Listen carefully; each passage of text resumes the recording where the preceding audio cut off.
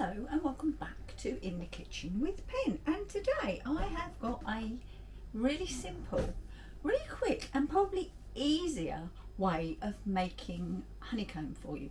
There is a honeycomb recipe here on the channel and I will link it to you, but when I at the bottom of this, but I'm going to show you how to make microwave honeycomb. So in my bowl I have 50 grams of sugar, and it's just ordinary granulated sugar.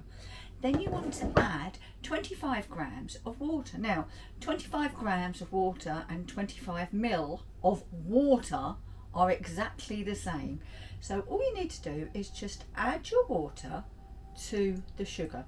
Don't stir it, don't do anything, and then I'm going to put this in the microwave and I'm going to set it for 4 minutes, but you want it to get a nice caramel colour. But excuse me, if you let it go just that little tiny bit too far, it will be bitter. So 4 minutes, but after 3 minutes keep checking every 10 seconds or so. Once that's done, we'll be back to add the last ingredient, which is a tablespoon of bicarbonate of soda. So we'll be back in a jiff.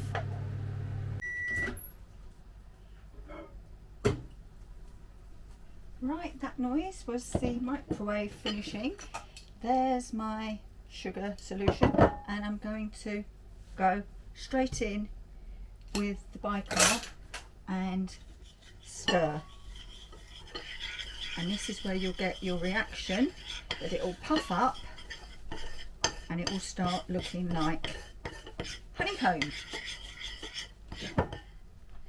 Just, there you go, can you see?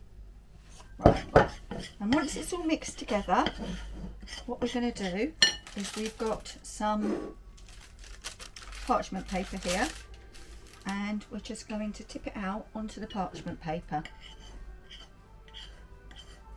Now this bowl, you'll think, how the heck am I going to get this clean?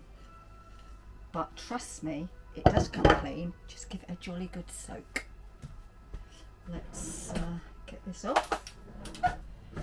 We want it on the parchment paper, not on the spoon. Do not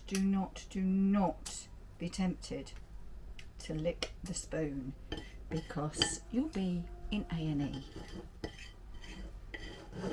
Because your mouth will be burnt to, well, I'm going to have to say it, aren't I? Buggery. Right, and then let's get this straight into the bowl of washing up liquid. There we go, so that can soak off. Right, and then all we do is, looks like a bit, I'm not going to say what I think it looks like, one particular piece, but we're just going to leave that to harden up. Do not harden it up in the fridge, doesn't work, it will just start to melt.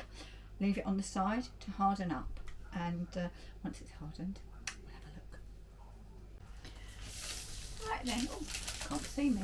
Oh, I can't see you, hold on, sorry, that's better. Well, for me anyway, I don't know how you feel about this. Right, it's been about an hour and it's set, and let's, oh,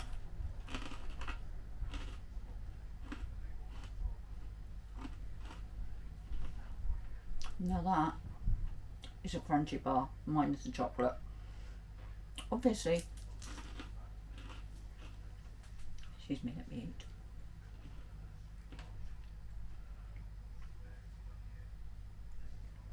The microwave is quicker, but you do have to keep a really good eye.